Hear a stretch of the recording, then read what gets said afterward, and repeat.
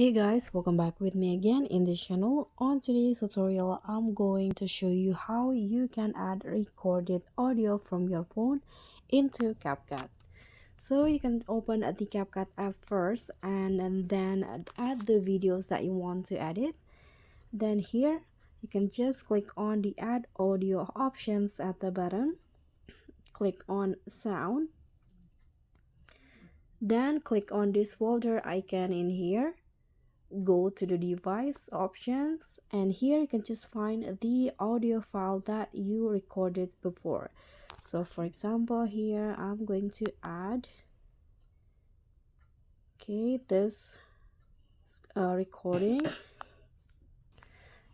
Click on the plus icon and it will be added to your videos. Here you can trim it if you want, and you can also add some fade effects if you like it.